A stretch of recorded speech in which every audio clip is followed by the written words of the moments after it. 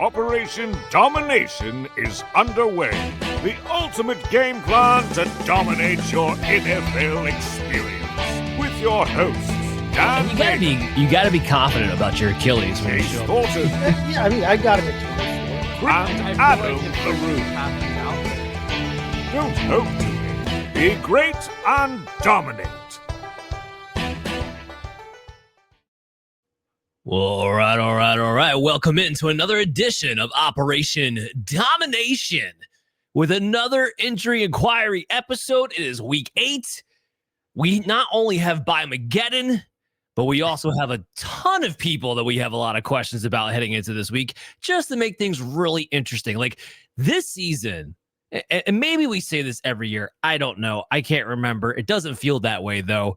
I feel like this season is really putting fantasy football owners to the test. How much are you paying attention? How good are your skills? Like, there's no luck involved here. If you're doing well, kudos to you, because it's been a challenging year between the injuries, and now we're deep into the hard bye weeks of the season. As always, I'm your host, Dan Mater. Make sure you check out Operation Domination on your favorite podcast app, and check out our video content when you go to the YouTube channel on the Fantasy Football Advice Network at FF Advice Net. I am joined by the one, the only, the great Dr. Brian Scott of Injured List Podcast. Brian, how we doing this week? We're doing well. My roster is holding up pretty good. I gotta say, I'm very happy. Just good for you, man. I mean, Yeah. you are the injury expert, so you would know who to avoid, right? That would make sense. And I do factor that in when I'm building my roster. I do factor that in. So I would expect no less. I missed you last week. I was out on vacation. I'm glad you and the other guys were able to pick up the pace there for us. It was a great show. All right, so let's dive into this week, shall we? A lot of familiar names, some new ones, but we're trying to get the updates rolling in. So let's kick it off on the quarterback side. Lamar Jackson, hamstring. Is this the week he finally returns? I believe we're going to see him. I think the plan all along, and we talked about this for several weeks, was to hold him out till after the bye, give him a time to rest, recover. It sounds like he's already returned to practice, maybe doing some limited stuff. He's not going to need a lot of time to get ready. Even from the beginning, it didn't sound like this was a really serious hamstring injury. So I think he's had adequate time to recover. I think we'll see him back. So that's good news. So let me do a follow-up question then, because with Lamar Jackson, we do depend on his legs for fantasy football purposes. So do you think he will have all systems go given the recovery period that he had? I do think we'll probably see him be very selective when he runs. He'll probably also be very protective of himself when he runs. He's going to take it easy at the beginning to kind of see where he's at. Because like I always say, you really can't simulate game conditions until game day. And that being the case, I think he'll be a little tentative early on in the game and not scramble unless he absolutely needs to. He'll get out of bounds. He'll slide.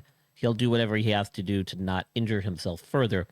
So I do think early in the game, we probably won't see the traditional Lamar Jackson we're used to seeing when it comes to scrambling. But if he's able to test it out early and he feels comfortable with it, then we should see him return to himself. We won't know that until game time, but I can almost guarantee you that he will play and he will take snaps. And I just don't know how much we're going to see of the scrambling Lamar until he's had a few short little protective, innocent-looking runs under his belt to really test it out. And that's fair. But here's the other fair point. I think a 75% to 85% Lamar Jackson is still more athletic than any other quarterback in the NFL. So he's still probably going to get his rushing yards. Maybe he doesn't pop off on the ceiling, but he does have a really nice match against Chicago, where the passing yards may be more available to him than they typically would be. Lamar Jackson, as long as he plays squarely inside my top 3 his first week back, I'm not holding back on him at all. Here's a quarterback that I talk about every single week, Brock Purdy and the toe. And now there's a lot of people reporting and talking about, why the toe's been so frustrating. Brian, I know you've been talking about it, but I just need to bring it up because I have to see if you have any update for me what's so freaking ever. I mean, if they just listen to what I'm saying for the last upteenth weeks, they know that turf toe injuries suck. They're very debilitating and also very stubborn. It takes a long time to get over them, even if it's a quote unquote turf toe variant. The only update here is really a lot of reports now are questioning the 49ers decision to not put him on IR. And what I can say to that regard is all along they've said this is not a true turf toe, it's a turf toe variant. So it's some degree of an injury to the particular joint in the big toe, not severe enough that it required surgery, such as Joe Burrow. However, significant enough that they wanted him to rest and get over this. However, we know, because he's already stepped back on the field with this, that he can play. It's just that you got Mac Jones, who's also injured, playing through injuries. And so, like I've been saying, they're going with the lesser injured of the two and waiting for Brock Purdy to be 100% recovered. But you still have him available, and that's why they haven't put him on IR. And we said it's going to be week to week, and that's literally all it's going to be. And unless we see Mac Jones go down mid-game with another significant injury or something that's going to debilitate him, we probably won't see Brock Purdy really be available until then, if that happens. Yeah, I mean, until he's 100% healthy. I'm with you. As long as Mac Jones keeps playing the way that he's playing, I think they will wait until Purdy is actually healthy to put him back out there, as long as that remains true. I'm 100% with you on that. Now here's the fantasy fallout of it all. Last week, we saw the 49ers actually look like vintage 49ers, and the fact that they were able to run the football against the Atlanta Falcons. And as a result, Mac Jones, who had been a streaming option up until that point because of the ungodly volume they was getting that we weren't used to seeing in a Shanahan system, like 39 attempts a game, he didn't have that. It was more like what we're kind of used to seeing, 26, 30 attempts in that range. It's a tough matchup against Houston. I think it's going to be a low-scoring affair. If Houston's able to stop the run, then they might have no choice but to have Mac Jones throw the way he was throwing. But there's a wide variance going into this matchup with George Kittle back. It was clear the run blocking game was much more effective against the Atlanta Falcons a week ago. I expect them to try to grind this one out against Houston too. So my point in saying that is I don't believe Mac Jones, even in a week like this, is a streaming option you want to have heading into week 8. I would try to look elsewhere.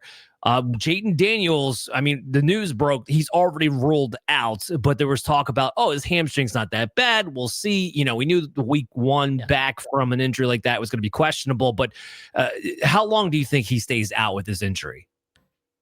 I don't think it's going to be long. I think this is more a case of them protecting him from himself and not doing anything foolish and rushing back from this injury and potentially making it several weeks as opposed to 1 week. You could realistically expect that by the second week he could be recovered and ready to go if it's mild, as they say. So I would anticipate that right now, given the stage that we're at. The fact that they ruled him out early, I think, was them saying, "Hey, listen, pump the brakes a little bit, Jayden. You're a young quarterback. You've already missed a little bit of time earlier in the year. Let's hold off. Let's get you right. Let's not let this linger well into the season here." And it was probably more them being just extra cautious and not giving him false hope that he's going to be available and ready to go. Because what you don't want is for a young guy like this to then try to push it in practice and re-aggravate it and make it worse. No, I'm with you. And he's already gotten banged up a few times. Last year, he missed a few games because of rib injuries and then wasn't as effective for a couple of games. This year, he's been dealing with a couple of different injuries now. So, I mean, you have to hold on to Jayden Daniels. He's too good when he's actually on the field for fantasy football purposes. But I do think this is something that might just be the case for this season. It's not a very good offensive line, and they're showing you, and he's getting hit. He doesn't know how to slide when he takes off and run. That was a knock I had against him ever since college. Marcus Mariota comes in. They're playing Kansas City, so it's not a spot that I want to run out and stream Mariota, even with his own rushing ability. I do think, like, for instance, if you were stuck between the two, I would choose Mariota over Mac Jones for this particular week. Garbage time could be available. Mariota does typically tend to take advantage of garbage time and has throughout his entire career. But it's not something, a direction that I'm looking to go to. We'll get to their wide receivers a little bit later on here. Bryce Young dealing with a high ankle sprain. So how do you think this is going to play out? Well, it seems to me as though he's not going to be available this weekend. I know he was on the field. He was doing some stuff on the side of the team, and they're saying that he's probably going to carry a questionable tag into the weekend and he's day-to-day. But I have a feeling that they're going to probably hold him out at least this week and then kind of reevaluate and reassess early next week and see whether or not he'll be available. And going back a second, let's keep in mind, the Commanders don't have a bye till week 12. The Panthers also don't have a bye till week 14. So that very much plays into these decisions. You don't want to be, struggling to make it to the bye to give your players a rest. If you can buy them a week or two here or there, get them to the bye, then have them fully recovered, that's always better than trying to do what the 49ers are doing and make it all the way to week 14 with, 2 injured quarterbacks. So a lot of that definitely factors into the decisions that are being made here. And I think that's also playing into the decision with Bryce Young, keeping him out this week. Here's the thing. I don't think this is a situation where the Panthers should be buying time. This is a situation where Bryce Young should just flat out be sat and not see him again for the rest of the season. Andy Dalton, look, I know if you guys have listened or watched this Operation Domination show, you know I am not a Bryce Young lover. Never have been, never will be, because he stinks. The proof's in the pudding. He's had 3 good games in his career, and he sucked every single one of them, and I was fighting against everybody who was trying to tell me that the small sample size compared to the much larger sample size we have in his career, because that was good, that was him turning around his career. Give me a break. He's been beyond bad this season. Beyond bad. Andy Dalton is an improvement, and I know that's not saying much, but he is an improvement for this offense and everybody else involved. Tedero McMillan has been unusable the past few weeks. Xavier Legette had a decent game out of nowhere. You can't trust Xavier Legette. Get out of here with that guy. There's another guy who's like a Fugazi as far as the sample size that you've been getting there too. Look, I know no one wants to hear it, but if you have Ted McMillan, if you have Rico Dottle, if you have Chuba Hubbard, hell, if you picked up Xavier Legette, hell, if you even have Jalen Coker as a back-end pickup now that he's back, you want Andy Dalton in the game, not Bryce Young. Remember last season, Bryce Young didn't get his job back because they just took it away from Andy Dalton. Andy Dalton was in a weird car accident, got an injury. That's why Bryce Young got his job back. We may never even have seen Bryce Young if it wasn't for that. So I wouldn't be surprised if we don't see Bryce Young again this season. I think the high ankle sprain knocks him out for a month and he gets the J.J. McCarthy treatment. Like, oh, wait, is your ankle still a little stiff? Yeah, we'll just keep you out because truthfully, we don't really want to play you. Speaking of J.J. McCarthy, you think he ever comes back from the injury? Well, I think the reports this week that said he's healthy and started practicing, but they're listing him as the emergency QB3. I don't think we're going to see him back, and I don't think we're not going to see him back because of the ankle, if that makes sense what I just said. This is something that we didn't even know he had, and then all of a sudden, lo and behold, he's got a high ankle sprain, he's out. And then, we never saw him again. So I think that was the case. The excuse, we should say, to get him off the field. And I don't think we're going to see him back, barring any major injuries to the 2 guys ahead of him on the depth chart. Yeah, it's like, look, kid, you're hurt. Wink, wink. Just go take a seat. Shut up and sit down in the medical tent. We're not trying to kill your confidence, so we'll just say you have an injury. But really, we want you nowhere near the huddle. All right. Anyways, let's move on to running backs. Bucky Irving still dealing with that foot and ankle issue. And news already broke that he's going to be out again. Their bye is next week, I believe. Yeah. We'll see him after that. I'm pretty sure of it. And this is, again, why I've always questioned why they never put him on IR. They could have made some roster moves and shored up that spot or done some other things to move some players around. For whatever reason, they decided not to do that. And lo and behold, now they're going to wait till after the bye, which is what most reports have been saying. And probably the wise thing to do here. He hasn't done anything still, I don't think. So he's going to need time to ramp back up.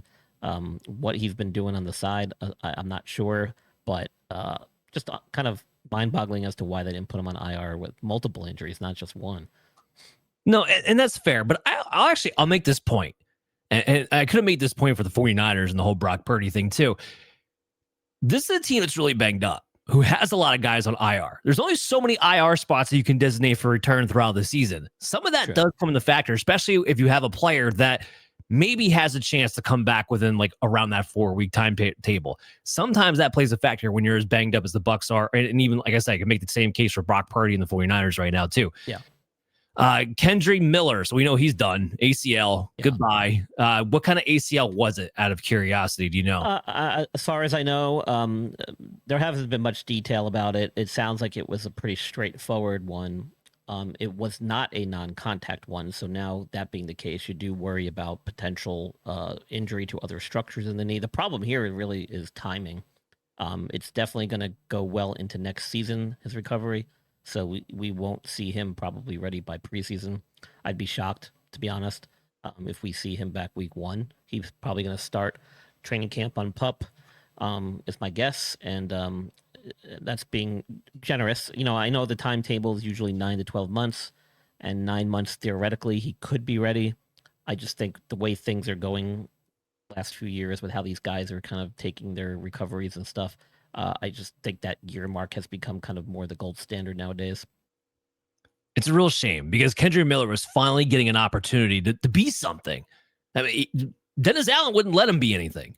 And he was fine. He was looking like he was the better runner between him and Alvin Kamara at this point. Just as he's starting to establish a role, just as we were starting to pick him up as a flex play even, and then he tears his ACL. It's a real shame.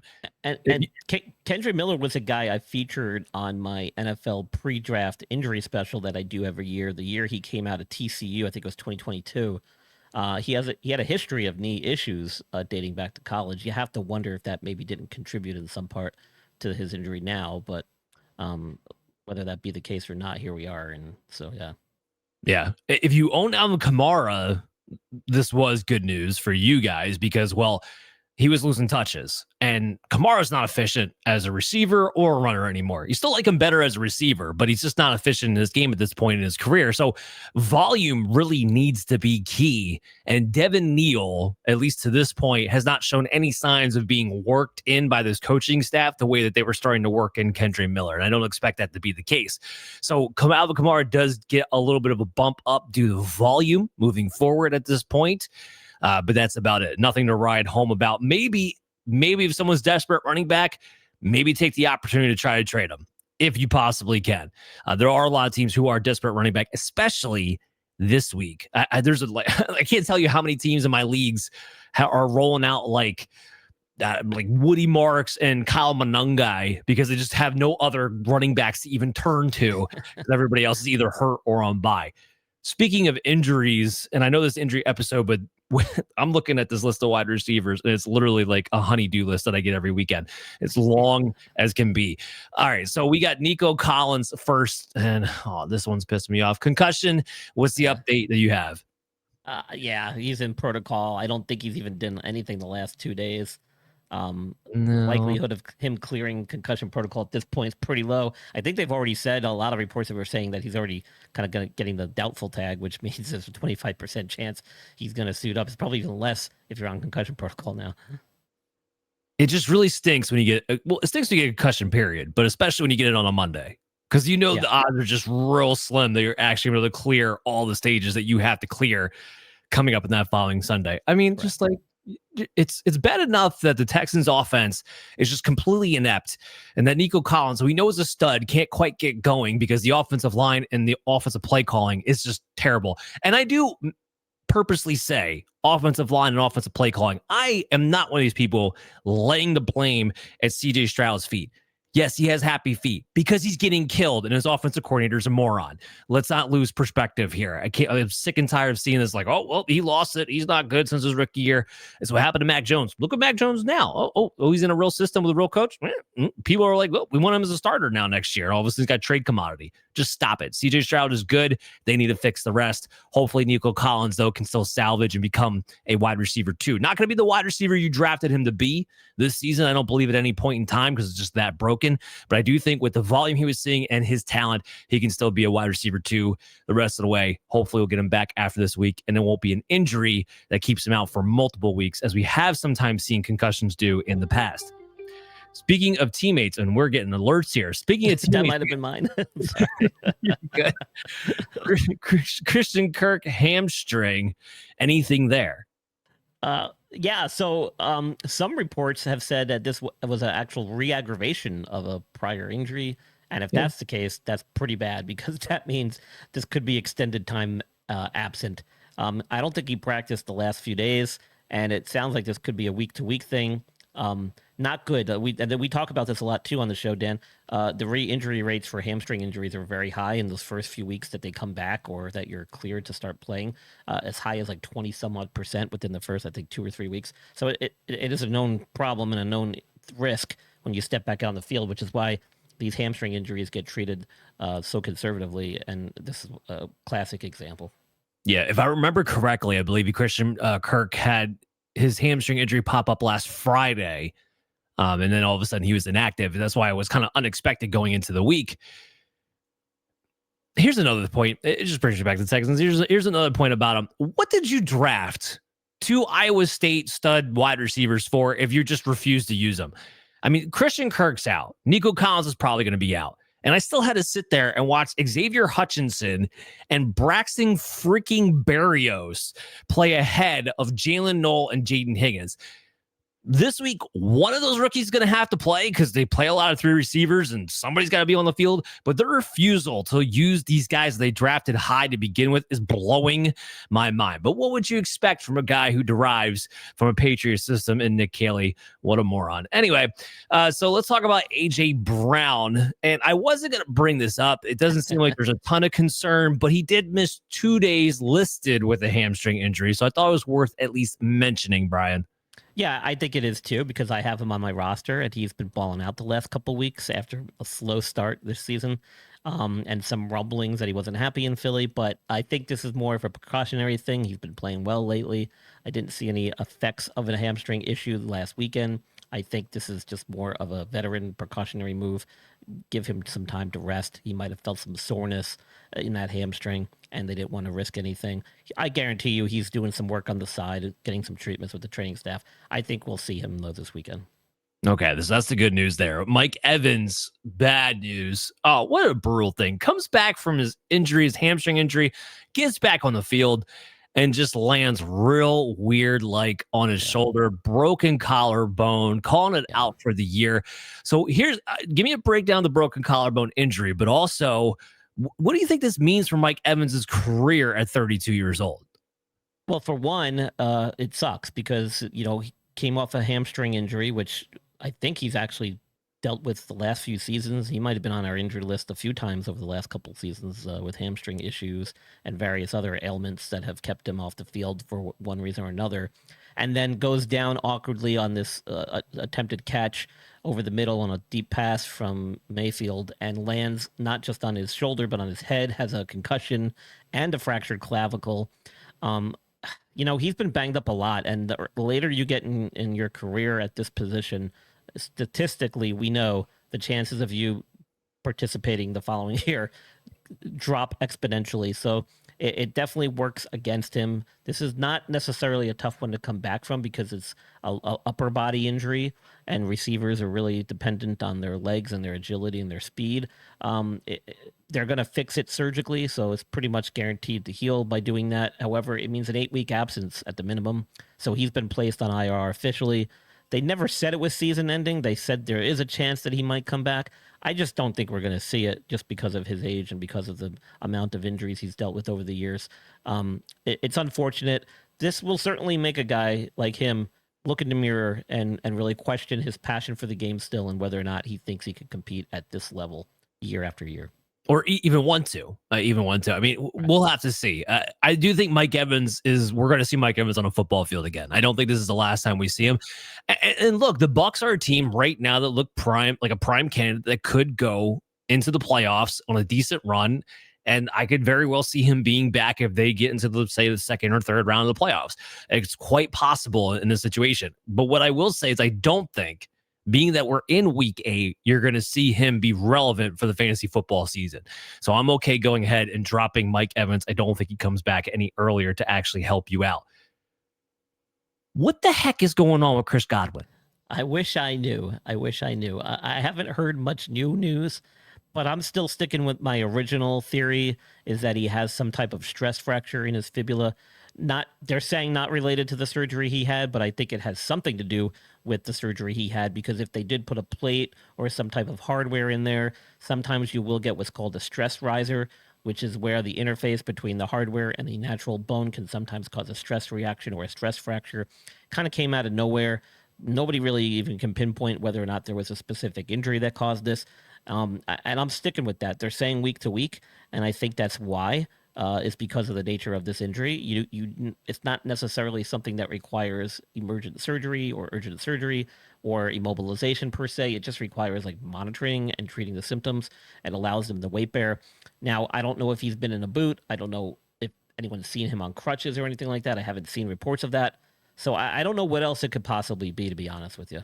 No, Chris Godwin's like, where's Waldo? Like, no one knows what's going on. All I know, he's got a fibula issue. What about that fibula issue? Can't find anything really about it. No one's really seen him anywhere. I don't know where he's at. I'm with you. I don't know if he's got a boot or a crutch or is he still here? Does he exist? Like, I don't know anything. And they're saying week to week, which makes it sound like he's around, but yet no one can really put a pinpoint on where he is because he's not been at practice. So your guess is as good as mine about his availability, but I will say if it is a stress fracture, we won't see him until he's on the practice field. So until he gets steps on the field, you can consider him out. It's just a real shame because he comes back, gets the 10 targets right away. Mike Evans has been out. It looks Baker Mayfield's playing like an MVP candidate, and you finally have a wide receiver like, all right, let's go. You get 2 games out of him. Didn't do much for you in the production time that he did receive. And now we have a mystery injury that we really have no idea what the severity of it actually is. Emeka Egbuka owners, they're great with it because, hey, that means Egbuka just keeps being a top 5 wide receiver the rest of the way with no Mike Evans and who knows what Chris Godwin. It's not like Tez Johnson or Kate Otten or Sterling Shepard or Cameron Johnson or whatever no-name wide receiver you want to throw out there is going to do enough to really take any kind of volume away from him. All right, so let's talk about Garrett Wilson and his knee. This one sounds like a real questionable thing this week. Yeah, I saw some reports that said he made it back to practice in a limited fashion and that they were holding out any type of certainty about his status until Friday's practice. I'm not so sure, though, we're going to see him still this week. The Jets have a bye in week 9. Why would you put him out there week 8 when you're 0-17 or whatever the hell they are? It doesn't make sense. I don't think 7 and desperate to do something positive. But but he's not going to. He's not the difference maker. Unfortunately, that's going to turn this season around in week 7 or week 8 or wherever we're at. I think, and they got a week by 9. I think it doesn't make sense from a injury healthcare standpoint to put him out there for 1 week when you have a bye coming up. Look, Garrett Wilson's going to get paid no matter what. If I'm Garrett Wilson, it doesn't make sense for me to come back at all this season with this team and the way that it is. I'll be like, and that's another thing I was going to throw in there too. I mean, like, what do you think he's feeling? You think he wants to step back on the field until he's 100% at this stage? I mean, what he's probably thinking to himself too. Why am I going to go out there, go 0-8 and throw myself in harm's way just to appease the staff and the organization? I'll rest up and make sure I'm good. He's still on his rookie contract. It's not like he has this like latent incentive type of deal to hit certain milestones and stuff like that. And like I said, he's going to get paid because we all know what type of young star wide receiver he is. So that's not even the question, regardless whether he plays or not. So I'm with you. There's not really a huge motivation, at least there wouldn't be for me, other than just wanting to play football because you're a football player. So very iffy situation. You're saying we won't see until his bye. I tend to agree. I think that makes a logical sense. I do want to mention this point about the Jets, since you're a medical professional and you probably appreciate this. And I guess I shouldn't laugh at this because it is injuries, but I had to chuckle. Every time Tyrod Taylor is about to be presented with the opportunity to be the starter, some sort of injury pops up. Now, it does sound like he's going to play and going to start this weekend, but it was like, yeah, Tyrod's going to be the starter. Woody Johnson slams Justin Fields under the bus, and it's like, oh, wait, Tyrod's got a knee issue that he's kind of has to work through here a little bit. Like I said, it does sound like he's going to play. If you're a Breece Hall owner, and I am in a couple of leagues, this whole situation's been just maddening because it's clear who the best offensive player on the field is for the Jets, and they just, refuse to give him the ball. I will say Tyrod Taylor playing, while it's not a big upgrade, probably is at least a small upgrade for Breece Hall because Justin Fields just doesn't have the track record of checking the ball down ever. Right now, you need Breece Hall to get some passes out of the backfield because he's not being efficient because the running game can't block for anything, and everybody's just teeing off with 9 guys and 10 guys in the box anyway because it's the only thing the Jets can do. So Tyrod Taylor, I think, does help out Breece Hall a little bit, get those extra check down passes to maybe at least stabilize the fantasy football floor. They have a match against the Bengals. If he don't do nothing against the Bengals, I don't know what to tell you because matchup doesn't get any better than that. All right. I just pray nobody jabs a needle in him somewhere and causes a pneumothorax like happened in San Diego, because that poor guy has had multiple things pop up when he's had chances to be a starter in this league, and it's happened time after time. It's absolutely insane. Yeah. All right, so Calvin Ridley, another hamstring injury. I almost hate asking you about hamstring injuries because I know the answer is relatively the same, but we do have to talk about it anyway. So Calvin, I know, and I feel like a broken record sometimes too, saying the same stuff over and over again. As far as I know, he didn't practice earlier in the week, and he's going to carry a questionable, possible doubtful tag heading into the weekend. This truly might be a game time decision. Look to see what he does on Friday, if anything. That's the best I can say without going into the hamstring jargon again.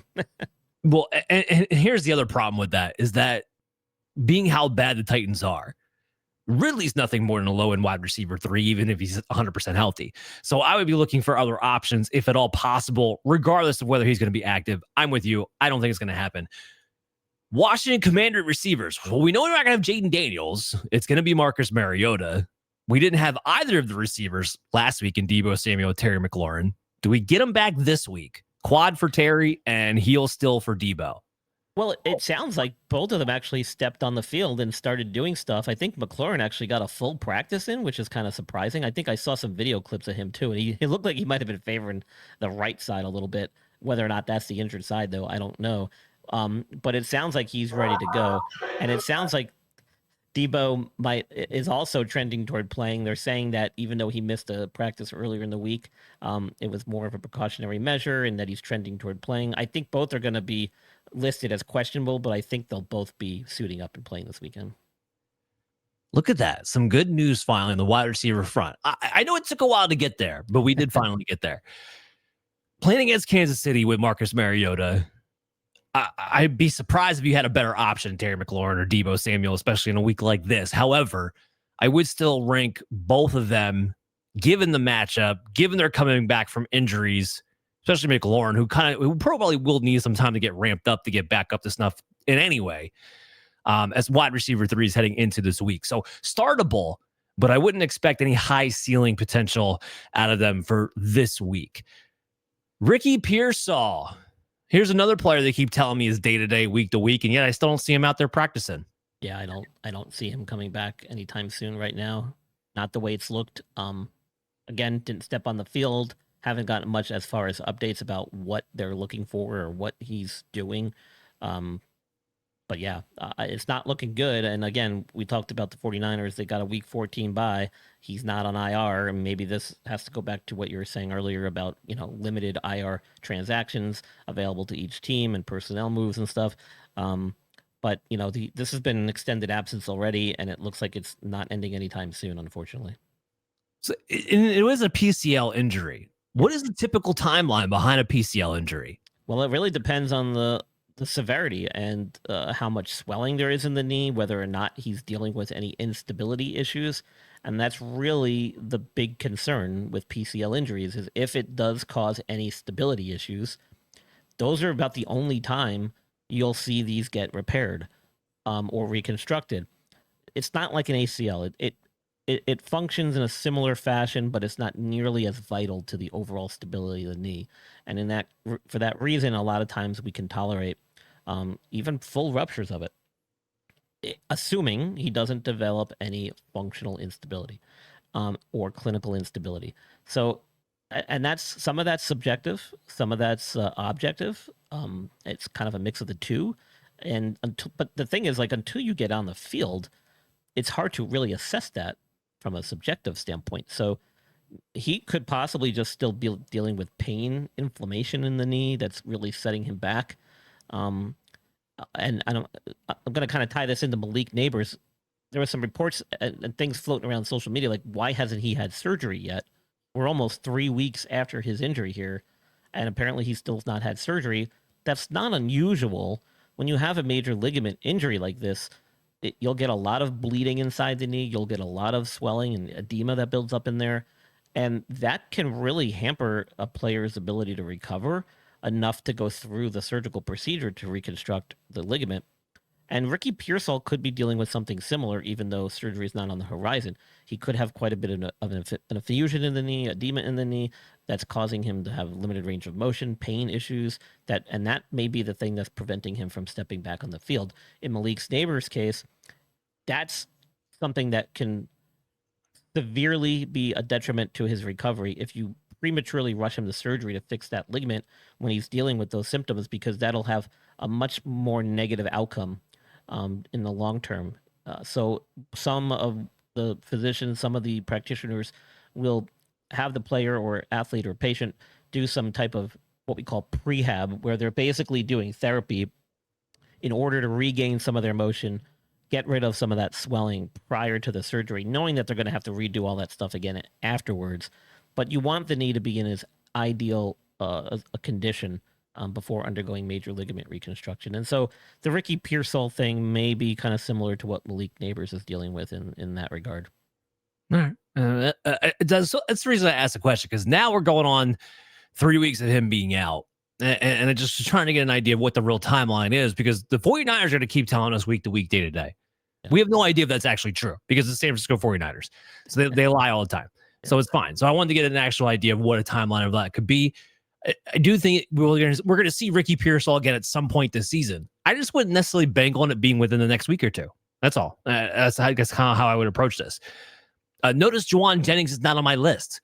So I know he didn't have a big productive game last week, but he had 7 targets. George Kittle's back.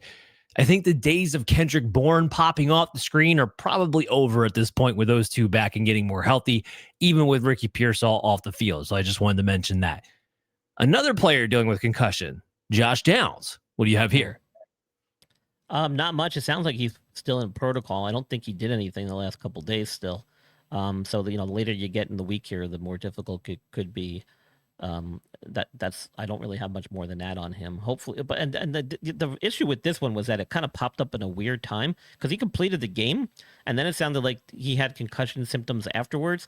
There was a play toward the very end of the game where he took a little hit to the head or something, and then I guess that translated into some concussion type symptoms afterwards. And then lo and behold, as we entered last week, he was on concussion protocol and wasn't cleared to play this past weekend. So we'll see if he's ready this week. But until he gets on the field again, can't get through the protocol without stepping on the field. No, 100%. And look, I know Alec Pierce has been interesting.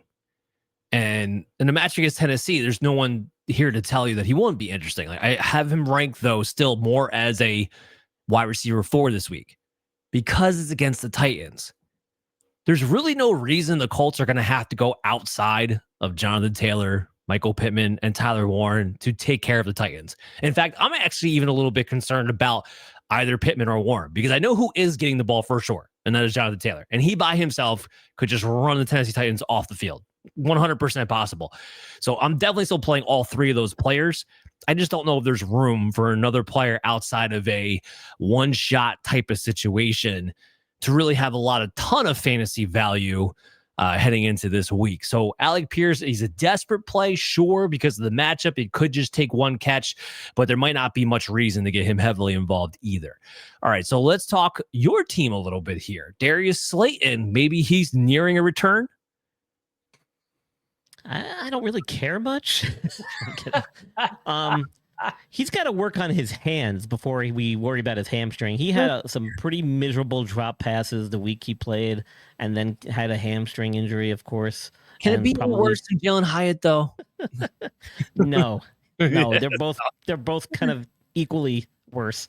It didn't sound like it was anything serious, but he's a speed guy, so you're going to want to make sure he's right. It's been about 2 weeks, I think, now since that injury apparently occurred. I think we'll see him just because of the sheer desperation at this position that they need somebody to produce. I think they recently went out and signed a former Saints player or receiver, if I'm not mistaken. I can't remember his name. No, Tyler Lockett is who you were thinking of. No, they signed somebody else. I thought it was Tyler Lockett. No, I don't think so. They brought Lockett in for a tryout. That's what it was. But they ended up going with a former Saints receiver, and I don't remember what his name was. A special teams guy, but also a wide receiver. Anyway, to make a long story short, they need help, and they need him back. I think we'll see him back. So they signed Ray-Ray McCloud, who just got cut by the Falcons. Right. Sorry, Falcons. This past week. So absolutely, right. But they need him back. I think it's been enough. It didn't sound like it was anything serious. I didn't get any definitive updates today. I think we'll see him ramp up his activity in practice, though. Slightly shortened season, or slightly shortened week because of the Sunday night game and the travel to Denver. But I think we still should see him get on the practice field, ramp it up with maybe carrying a questionable tag into this weekend's game. I just bring it up because it's going to be another wide receiver getting added to the mix. Some people have now found themselves riding that nice floor level, wide receiver 3, low end wide receiver 2 value Wan'Dale Robinson has been providing since becoming the top wide receiver. Darius Slayton's not going to change it. If anything, he might actually help it, because the big thing that this Giants offense needs right now is somebody that defenses have at least a little bit of fear of actually taking the top off the field and having a little respect for that. So I think if anything that would actually benefit, this is not going to be a target takeaway from Wan'Dale Robinson in any form or fashion, in my opinion. What's going on with Christian Watson? I was hearing movement like maybe he could be active this week. Well, yeah, it sounds like there's some good news on the horizon here. I think they've officially opened up his 21-day practice window coming off IR, and he should be ramping it up. I don't necessarily know if we'll see him just yet, but optimistic that he should be back anytime. He's got some limited work at practice the last few days, as far as I know. He's continuing with his rehab. I don't know if he's gotten a full day in yet. I would expect to see multiple full practice days before they throw him out in a game situation. So I don't know if we're going to see him this week, but he's officially in that window. They've got 21 days to activate him, and I think we'll see that happen probably next week. Well, it was interesting that if it is this week, because people are gonna ask me this, Brian, so that's why I bring it up to you. If it is this week, then Tavian Wicks, who's dealing with the calf issue, doesn't look like he's going to play. Yeah, so, and I think he didn't even practice today or yesterday. So yeah, that could be factoring into what the decision about what they do treating him. Maybe not. I don't know. But I would. I mean, if I was them, I wouldn't be so quick to throw Watson back out there. The guy's had a lot of issues over the years with hamstring stuff, and some various other injuries that have kept him on and off the field throughout the last 2 seasons, dating prior to this knee injury. This is not something you want to throw them out there. I need to see what Christian Watson can give me before I feel comfortable getting him back on the field. Yeah, and that's why I say I need to see him get some full practice sessions in. I need to see what he can do on the practice field. Now, does Dontavian Wicks' injury speed that up a little bit? Perhaps. But they've known that Christian Watson is going to be somebody that they're going to have to, kind of monitor throughout the year, and didn't really have a set time frame as to when he'll be back. So I feel like they're going to use at least a few more days, maybe another week into this 21-day window before making the decision on him. And they'll treat Wicks accordingly, hoping that he'll be ready to go sooner rather than later. Yeah, remind me again, the Christian Watson ACL injury, was that a clean tear or no? As far as we know, it was. The issue with him, though, was he had a lot of other injuries that predated this ACL injury, including multiple hamstring injuries. I think it might have been to both legs, and so much so that they were considering at one point surgery, and then he was working with a specialist in Wisconsin who dealt only with hamstring injuries and hamstring training regimens, and had been on this. This is going back now 2 seasons, I believe. Sure.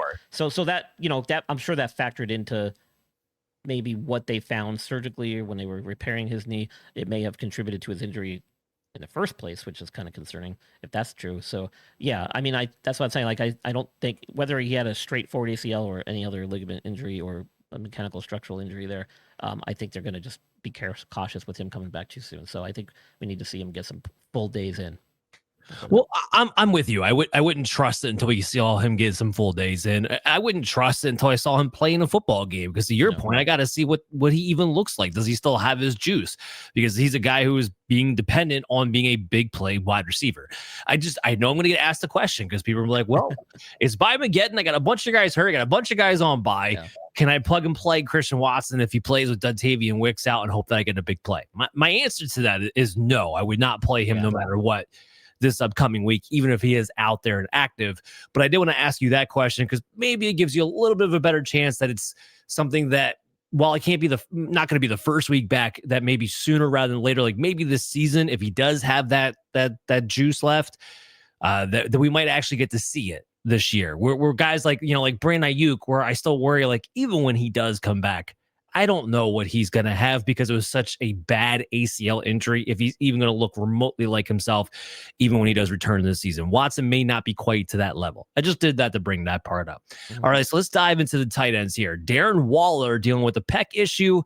That didn't take long. What do you got? He's officially on IR. You have to, this guy came out of retirement. Let's not forget, to play for the Dolphins this year. Was trying to make a music career out of his retirement, and then found himself back on the field. I'm not really sure what to make of this. I didn't see the injury. I don't know how severe this is. I haven't heard reports that he had to have surgery for this. It could just be a strain. Even so, it's pretty debilitating injury if it's significant. Your pec muscle, basically your chest, is involved in a lot of movement, and blocking at the tight end position is important. I mean, it can be very debilitating. It can really affect your game. So it must have been pretty severe because he went on IR pretty quickly. Now the question is he coming back at all? Or is this going to be like the nail in the coffin as far as his retirement goes? I don't know. We'll have to see. Yeah, this is just, typical of Darren Waller. He gets your hopes up, and then he gets into it. So, that too. We're just back up where we kind of picked up from. Yeah. Go ahead and drop him. Even if he does come back this season, I don't care. Go ahead and just drop him. All right, so David Njoku. So this is actually sounding more positive than I was expecting it to sound for this week. Well, then you might have more news because I didn't get much of an update. I didn't see that he practiced unless he practiced today. Okay, well that's encouraging. So he was limited yesterday and he was limited again today. Okay. I wasn't expecting him to practice at all. Well, I mean, I still don't know if we're going to see him this weekend. I think it might be at least another week. The fact that he's got stepped up back on the field though is encouraging, like you said, and optimistic. But depending on the severity of this knee sprain that he had, and they haven't been too specific either about what exactly he injured, just that it was his knee. I think we'll probably see him next week, though. If he can keep getting some limited sessions in the rest of this week and possibly carry a questionable tag or out this weekend, I think we will see him ramp it up and be available the following week. And I don't think, when did they have their bye? I have to look at that Browns, one. I got it right in front of me here. Did they have? I think they had their week 9, so we might not see them until next week after the bye, maybe. Yeah, well, that would track and make sense. Mm-hmm. First of all, he was ruining my ranking because I had Harold Fannin in my top 6 of tight ends this week, and I was like, dude, I finally wanted to get like Harold Fannin up there and like a must lock him in play, and then you had to practice. Like, why? But yeah, so here's the one thing I'm going to say about David Njoku. We have seen him come back on some crazy timetables in his day when we expected him to be out. So I would never count this guy out any given week, especially if he's able to get onto a practice field. Like, there are a few guys as tough as David Njoku when it comes to that kind of thing. Yeah. So I would put that out there. But if he is out, I am locking in Harold Fannin. If he gets back out there, I still think Fannin falls into the streaming territory, but it just wouldn't be quite as locked in. I would still have Fannin over Njoku, even Njoku does play this week. All right, so Dalton Kincaid, they had their bye week, and yet he's still seemingly kind of limited in practice with his oblique issue. Yeah, I would have expected that to get a lot better by now. I still think we'll probably see him this week. He may still carry a questionable tag right up until the last minute here. We might get an answer on Friday depending on what he's able to do. But with the bye week, I would have think he had enough time to recover. It's a good matchup. So if he's out there playing him, especially this week, he'll be in my top 10. Is it wide variance with Dalton Kincaid? Yeah, because it's wide variance with every Buffalo Bills pass catcher because it's a super spreader offense and Josh Allen locks into no man. And I still question about Dalton Kincaid being a top 12 tight end the rest of the way. A lot of people seem to be much higher on him. And I get that before he had the injury in the bye week, he had like 6 catches for like 100 yards. Here's the problem. Kincaid flat out doesn't play enough. He's not on the field enough to sustain top 12 fantasy football productivity, even for the tight end position. That's the issue. Dawson Knox is out there. Jackson Hawes was getting out there in certain situations now too. Is he going to have these blow-up moments? Yeah, because he is with Josh Allen and he is a decent pass catcher. But until he ever gets to the point where he's getting 80% of the routes, you're never going to be able to trust him on a week-in, week-out basis. But this is a matchup as long as he plays against the Carolina Panthers and the week that we're in. that you can go ahead and play him as a top 12 option. All right, so last guy I want to talk about is Cole Kmet dealing with a back issue. Do you have any updates here? Not much. It sounds like he's still kind of getting treatment. I don't think he's been on the practice field as of yet. It sounds like this could be at least another week. And when do the Bears? Let me check their bye week too, because they had their bye week already in week 5. So that doesn't help his situation, unfortunately. So I don't foresee him coming back on the field if he can't get on the practice field with this back issue. Back injuries can be very debilitating, unfortunately, and that's the problem. It can be difficult to prepare yourself for a game until your back is 100%. And these injuries can even more easily be aggravated like a hamstring, but worse. It doesn't take much, unfortunately. We're talking about your core is typically the lower back that gets affected, and those injuries can be really, really problematic for guys trying to get back on the field. So this could extend to a several-week issue. I wouldn't expect him back this week. But, Dan, one guy you didn't mention who I will bring up is Brock Bowers. There's some reports saying that we should see him when the team comes back from their bye next week, week 9. No, that's a good update. I didn't put him on here because they are on bye week, but that's a good update that he should be back and ready to go. So it sounds like he's trending in the right direction. Him and Jacoby Myers both should be back. I think we talked about that as well.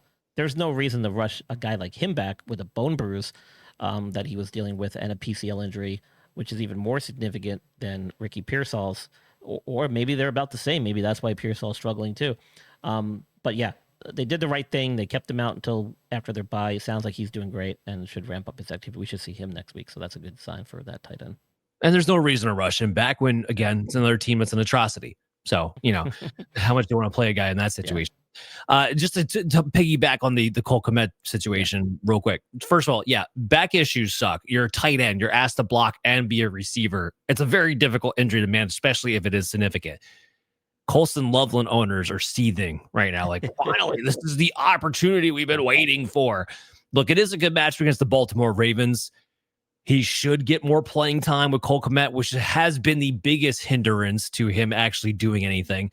But there's also an element here where it's clear one of the reasons he hasn't been playing as much is that they don't trust him to block. And he wasn't a good blocker in Michigan.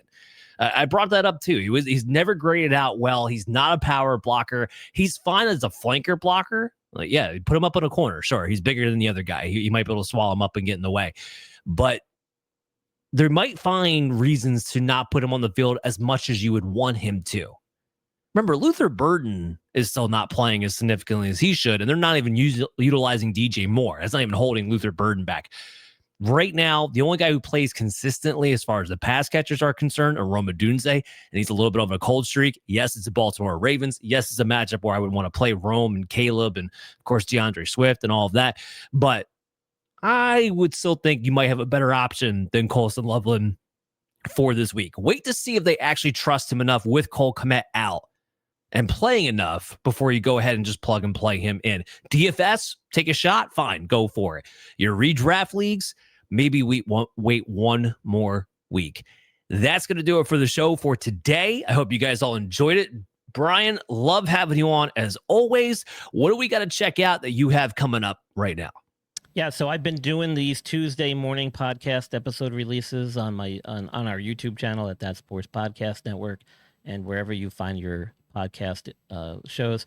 That the injured list, as you can see in the back here, those seem to be very popular. They're picking up in popularity. I think it's important because it gives you just a little bit more of an advantage earlier in the week, coming off the weekend.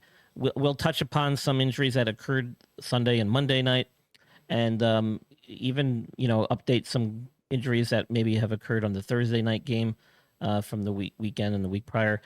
So it gives you a little bit more of an advantage, helps you kind of later in the week listen to Operation Domination and figure out if maybe you made the right move or maybe you didn't, as we get more information as the week unfolds. So that's been kind of my little pet project this season I'm working on. So I release that every Tuesday morning. And then, of course, Operation Domination Fridays, TSS Fridays, and Sundays, doing my thing.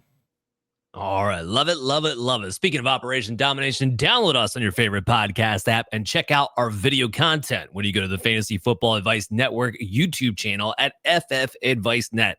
As always, I'm your host, Dan Mader. I'll be back, or it might be Adam back. We got to figure that out part first. But it will be a Week 8 best with guest Chaz Flaherty from Sports Betting Weekly, as it always is. So make sure you guys tune in for that. And until then, be good.